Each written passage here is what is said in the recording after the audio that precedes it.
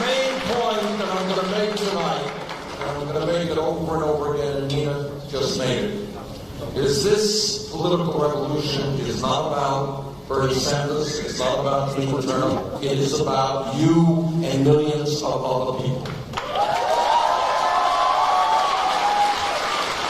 And what the political revolution means is that you are the revolutionaries.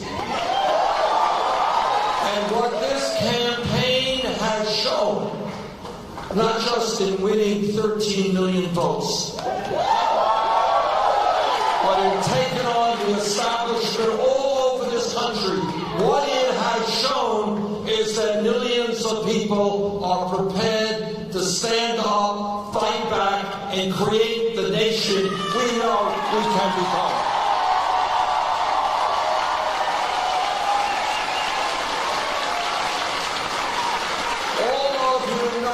Studied history, that election days come and go, but what is much more important is that political and social revolutions continue. And that our goal from day one has been to transform this nation, and that is the fight we are going to continue.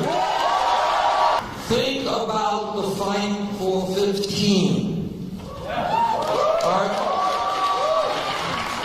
And this is still going on. It's right in front of us. If we were here 5 years ago, no time at all, and somebody jumped up, and I want you to think about this, and said, you know, Bernie, the $7.25 federal minimum wage is a starvation wage. We've got to raise it to, say, $15 an hour. Person next to her would have said, you're nuts. You're asking too much. You want more than double the minimum wage, which is a pretty damn big demand. But what happened was that people working in the fast food industry, in McDonald's, Burger King, and Wendy's, you know what? They stood up, they went out on strike, they demonstrated, and I was very proud in D.C. to have been out there demonstrating with them. And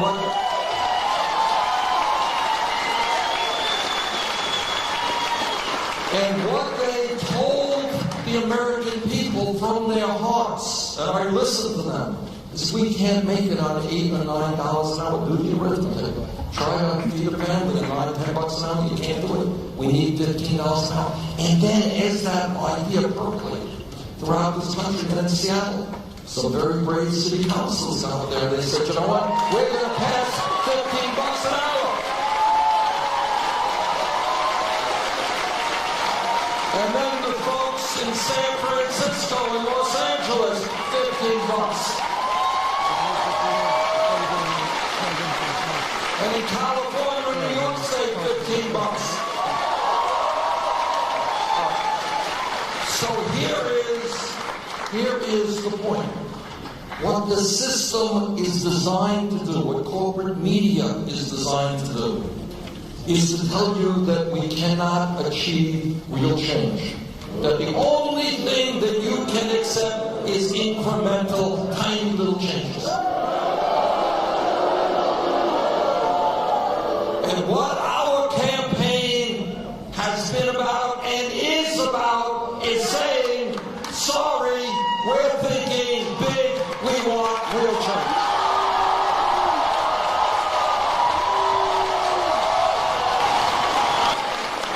Let us never forget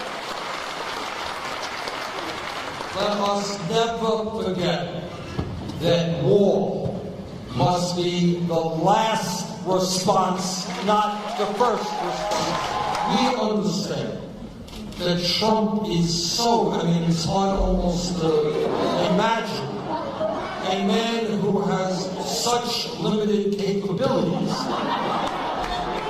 becoming president. And that means it's not just that this guy wants to give hundreds of millions of dollars in tax breaks. It's not just that he thinks that climate change is a hoax. What is even uglier is that you think about the struggles that we have gone through as a nation for hundreds of years, fighting against racism, fighting against sexism, And that this guy is making the cornerstone of his campaign is bigotry, is insulting Mexicans and Latinos, insulting Muslims, insulting women, insulting African Americans. Do not forget that Trump, before he was a candidate, was one of the leaders of the so-called birther movement. Don't forget that. And what that movement was about, that effort was about, was to delegitimize, not disagree, delegitimize the presidency of the first African American ever to hold that position. That was what that campaign was about. So we have got to work tirelessly to make sure that Trump is not president, but that is not good enough. What we have got to do is to continue the vision of transforming this country.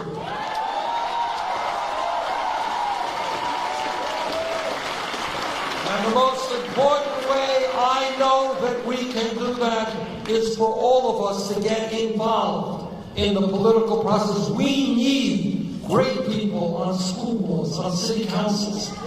You know what? It ain't that hard. No clue about how you run water departments and electric departments and fire departments and police departments and parks departments, but you can learn.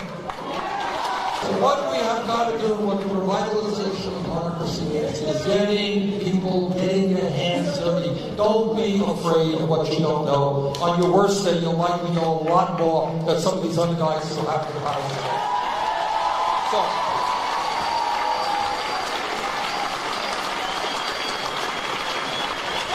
let me just conclude by thanking all of you, and the struggle continues. The struggle continues. Thank you all very much.